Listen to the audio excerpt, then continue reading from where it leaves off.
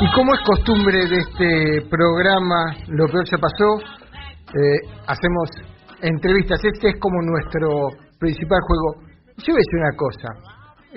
Voy a empezar esta entrevista con alguien que me merece muchísimo respeto por no solo por su trabajo en su militancia política, su trabajo cuando tuvo cargos en el Estado y lo sigue teniendo, sino más por la solidez con la que habla, agradeciéndole porque también es parte de esta radio y para mí estar en esta radio es una verdadera. Y también le quiero agradecer a Aníbal Fernández, que está comunicado con nosotros, por esta oportunidad que tengo de estar aquí frente al micrófono. Buenas tardes, Aníbal, ¿qué tal? ¿Cómo vamos? Bien, muy bien. Yo venía para acá, para la radio, y me preguntaba cuándo, pasé un poco un chiste para entrar en tema, me preguntaba cuándo será el día que Clarín saque un titular que diga que Aníbal Fernández se hizo un asado con el carbón que se llevó de los yacimientos carboníferos de Río Turbio, porque en esas nos vamos, ¿no? Bueno, no hay que descartarlo, qué sé yo, por ahí te caso un poquito, pero no hay que descartarlo. No habría que descartarlo. ¿Qué momento complicado para algo que parecía que en la dificultad se estaba manejando bien, ¿no? Que se está produciendo en este momento en la política argentina. Y bueno, no se puede salir del mundo. No somos ninguna isla, somos lo que somos y tenemos responsabilidades por ello. Me da la sensación que el mundo miró tarde ese tema, ¿no? Todo el mundo se dio vuelta por arriba del hombro y decía, pobres chinos, el lío que tienen en Wuhan.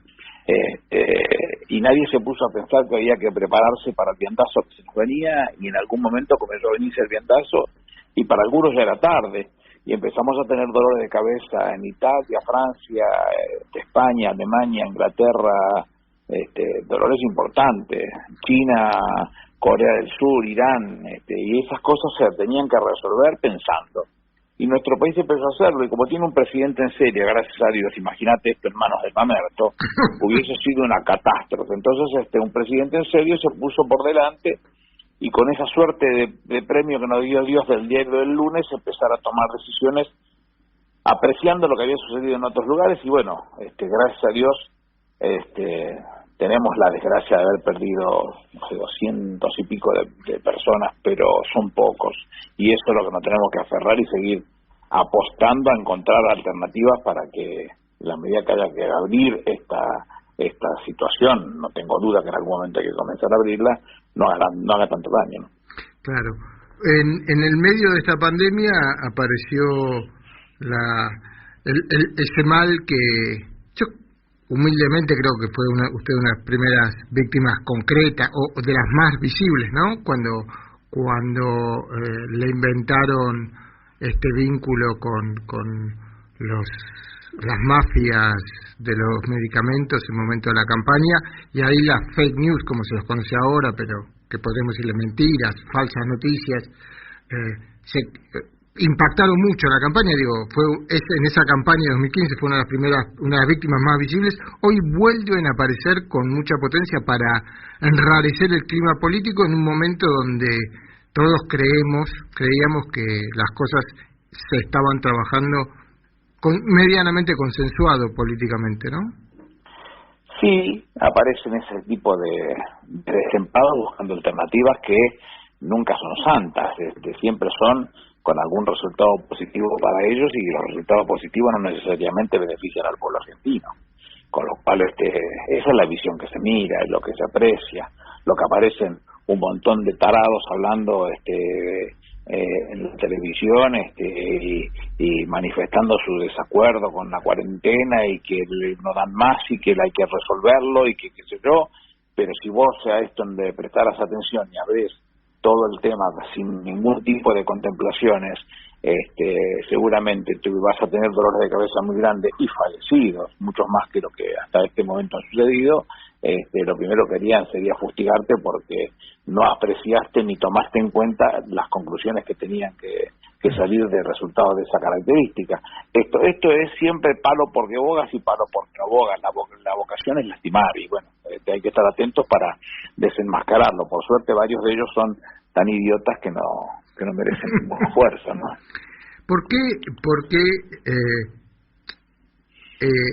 me pregunto por qué tienen estabilidad a veces para instalar temas como para adelantar agenda y a veces políticamente cuesta mucho correr la agenda correr esa agenda que imponen, poder imponer otros temas o poder poner o dejar que simplemente esas cosas corran sin que impacten en lo cotidiano.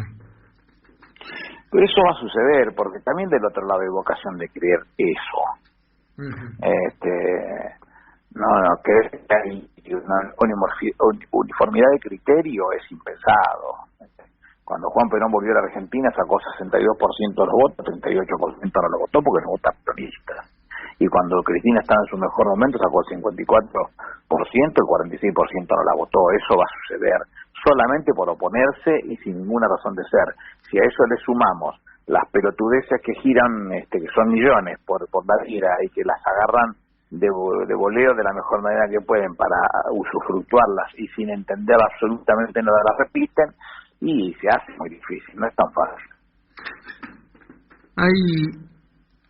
Usted es de los políticos que conocen todo el país claramente, muy claramente, pero la provincia de Buenos Aires la conoce muy a fondo. Es una provincia muy diversa, muy grande, muy compleja para entender, y en este momento me parece que es uno de los lugares donde se fija la atención de lo que pueda pasar con esta pandemia y con la economía, porque también es el tren productivo del país, de alguna manera, la provincia de Buenos Aires, ¿no?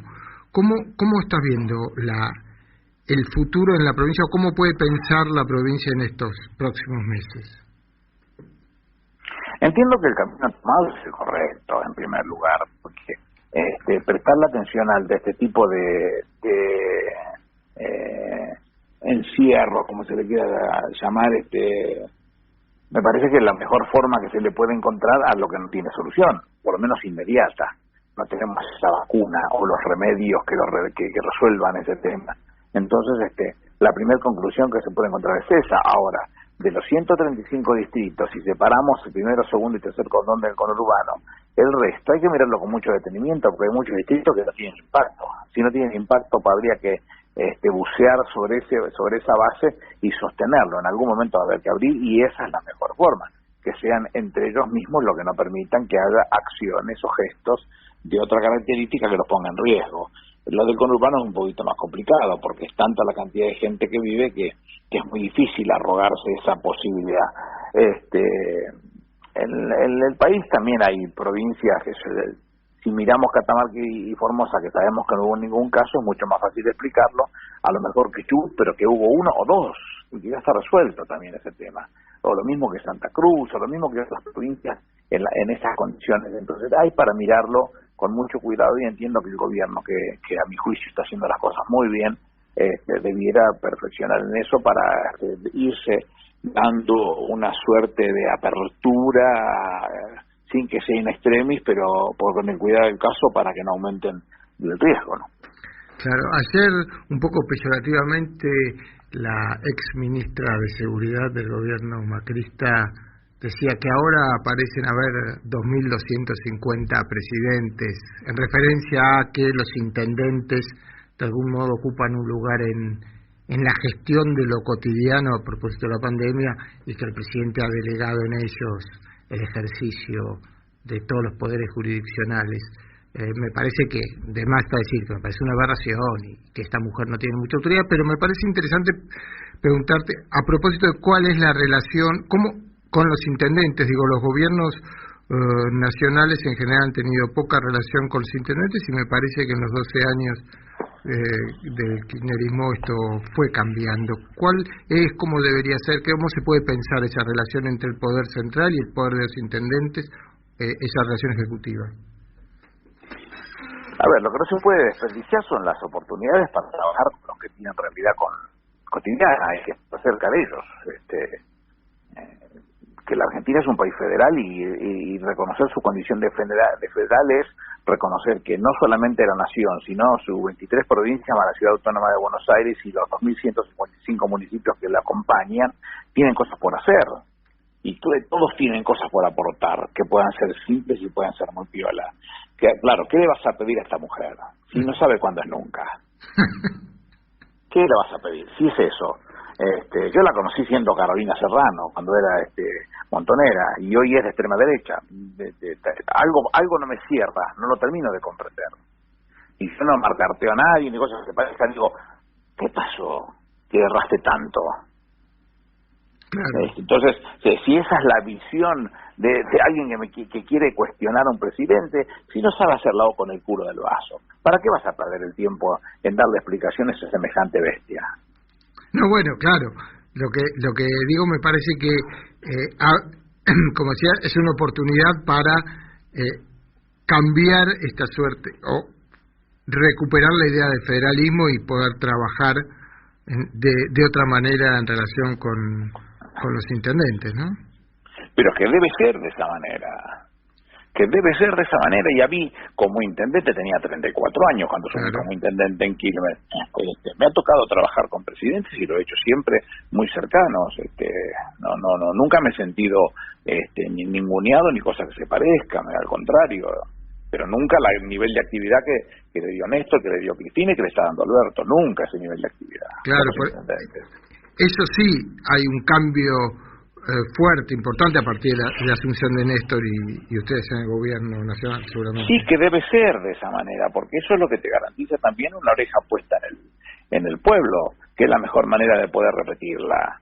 Si el intendente hoy tenemos una camada de intendentes jóvenes y de tipos muy activos, muy ejemplares en ese tipo de cosas. Yo les saco el sombrero con eso. El caso de Musi, Berazategui, de qué sé yo, de intendentes jóvenes, de Ferraresi en Avellaneda, de Martín Insaurral del Lomas, de Cascallares en Almirante Brón, de Mayra Mendoza en Quilmes, son tipos jóvenes con muchas ganas, de Grindetti en Lanús, que no es de mi palo, pero digo, bien puestas están haciendo las cosas y tratando de encontrarle salida. Bueno, es el momento donde uno tiene que prestar la atención y tratar de concitar la atención para que ellos participen en el mismo esfuerzo. Después ya que llegará el momento donde cada uno tomará color de oposición y está bien que así sea, no le tengo miedo a eso, pero me parece muy positivo eso, que se escuche, es necesario escuchar. Claro. El otro día creo que fue en Radio Nacional, si mi memoria no me falla, escuchaba una entrevista que le hicieron y una de las frases que quedó marcada allí decía: al gobierno le falta comunicación, hace prensa pero no comunica. ¿Cuál es en este caso, en términos de política, esta diferencia entre prensa y comunicación? Que la comunicación no es solamente hacer conocer las políticas públicas, sino también a veces explicarlas y no a veces comprometerse con el interlocutor para hacerle llegar más preciso, más contundente el conocimiento y que él termine siendo alguien que nos apoye, ¿no? Lo que Kant hablaba de que era mucho más importante convencer que vencer, porque el que vencía tenía prisioneros, el que convencía tenía apóstoles. Bueno, es más o menos la comunicación es eso, uno tiene que convencer para tener los apóstoles que multipliquen lo que se está haciendo. Y en este momento el gobierno ha desarrollado esto, está pensando esto, se ha quedado un poco... Yo no lo sé ni lo critico, digo. No. A mí, para mi gusto, a mí me gustaría mucho más un tema donde se esté buscando esa decisión y no tenga que ser el presidente que ponga la cara siempre. A mí yo no comparto eso.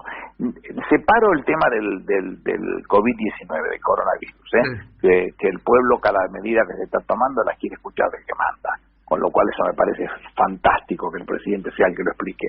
Pero en el resto de las cosas me parece que no es necesario que el presidente se gaste, y se gasta mucho, si pudiera evitarlo.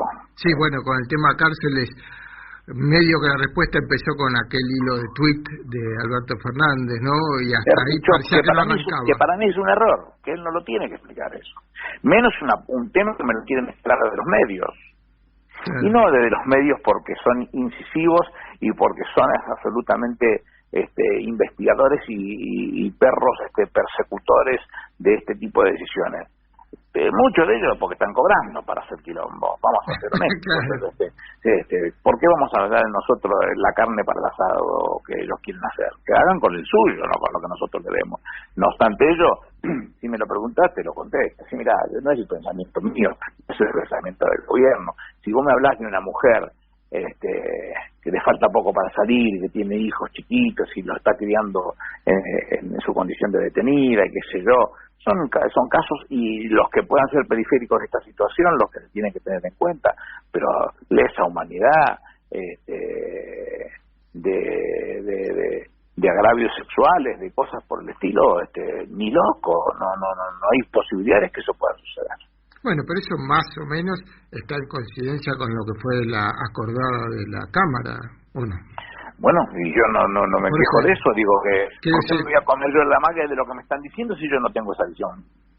Claro, digo, me parecía que todo, digo, si no hubiera estado cierto periodismo diciendo cosas que no correspondían, todo esto hubiera sido mentira, mucho más normal que... Dice mentira, las listas, dicen, las listas. No, porque otros países nunca lo hicieron. Yo he visto a Cornejo hablando en América. No, dice, Estados Unidos nunca, dice, Estados Unidos lleva más de 1.500 detenidos en sus casas. Lo hace Francia, lo hace Italia, lo hace España, lo hace Alemania, lo han hecho muchos países, lo ha hecho Chile. Pero aparte Chile lo hizo con conmutación de penas por el orden del presidente. Por eso insisto, el tema tiene que ver con la conveniencia y con la preocupación de no contener o manejar adecuadamente los elementos con los que se cuentan para evitar el impacto sobre los internos, impacto sobre el personal penitenciario que después sale y va a su casa y puede contagiar a su familia también. Claro, eso es evidente. Ahora bien, en términos de desgaste político, yo la otra vez hablaba con un amigo que graficaba, decía, esto me hace acordar a cuando yo veía boxeo y los primeros rounds los boxeadores pegaban abajo para quitar aire, ¿no? Y porque sabían que más adelante iban a poder pegar para voltear. Yo no hablo de voltear en términos de golpe de Estado, sino que hablo de desgastar al poder al gobierno para llegar más fortalecidos en las elecciones. ¿Están pegando golpes abajo para quitar aire? Sí, es posible que el objetivo sea eso. Si tienes buenos abdominales, eso se supera. Me parece que la fortaleza de Alberto Fernández es su seriedad, su conocimiento del tema, su vocación de manejo de la cosa muy de cerca. Entonces, puedes pegar que hay abdominales para aguantar el ritmo, no va a pasar. Ahora también ojo con descuidar arriba, porque donde te agarra te arranca la cabeza. Sí, el otro día, la semana pasada, hablamos con Jorge Alemán y hablábamos sobre el tipo de liderazgo de Alberto Fernández, que me parece algo bien interesante para investigar, porque él decía, no es un líder, en términos weberianos, ¿no? Decía, no es un líder carismático, pero tampoco es el líder burocrático más parecido a lo que podrá haber sido cuando llegó de la Rúa, de un tipo que hizo carrera política, que tuvo todo el curso honoris y llegó hacia presidente, y tampoco es Cristina, es el líder carismático que tiene una relación personal con el pueblo diferente. Que el liderazgo de Alberto es un liderazgo muy particular, porque se basa mucho en esta certeza que da él cuando dialoga con el pueblo, ¿no? Sí, es una cosa muy particular. Sí, lo conozco hace muchos años. Yo tengo un amigo que ahora es presidente, así que lo conozco desde otro lugar.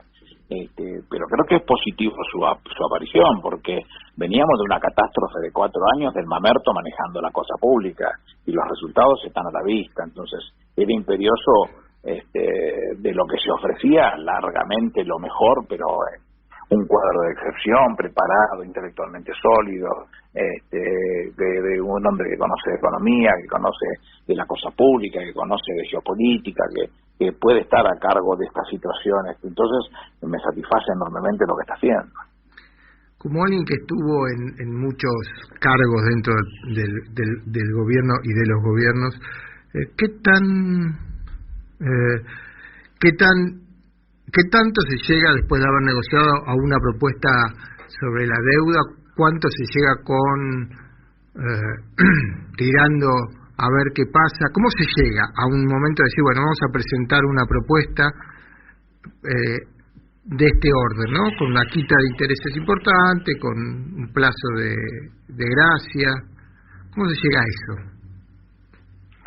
Los que compraron papeles argentinos y en algún momento en determinadas posiciones tuvieron 78% de tasa de interés, cuando los papeles en Estados Unidos ABC1 están pagando el 2%, es porque saben que en algún momento eso no se va a pagar más. Entonces, si vos lo que querés reclamar es eso, es impensado. Todo el mundo sabe que eso se podía hacer porque estaban dadas las condiciones hasta un determinado punto y lo demás iba todo a riesgo. Y bueno, el riesgo es altísimo y eso es lo que está haciendo el presidente en este momento y el ministro de Economía, a quien no conozco, con lo cual no estoy hablando de mi amigo. Me parece que es excelente lo que ha hecho. Es una propuesta seria, inteligente, diciendo la capacidad que tiene Argentina para poder pagar. Y sobre eso se está manteniendo y llevando adelante una definición. El mundo se ha roto. Lo que no se ha enterado, mira, entre los votos ganas. Y al romperse, requiere que todos aquellos que blandían sus dineros para ofrecérselo a los países emergentes y arrancar la cabeza de los intereses, no existe más. Entonces, me da la sensación que estamos entrando en plazos y en términos en donde la mayoría no va a poder pagar. Y la propuesta es cada vez más satisfactoria, más bien apreciada por el esfuerzo que ha hecho la Argentina para cumplir con cada uno de esos términos, así que hay que ir mirándola con mucho detenimiento. Bueno, Aníbal Fernández, ¿qué decir? Ex ministro, ex senador, ex intendente de Quilmes, actualmente interventor en yacimientos carboníferos Río Turbio. Muchas gracias por haber conversado con lo que se ha pasado. Gracias a ustedes por haberme llamado. Un abrazo. Gracias, hasta luego. Somos Radio AM 530.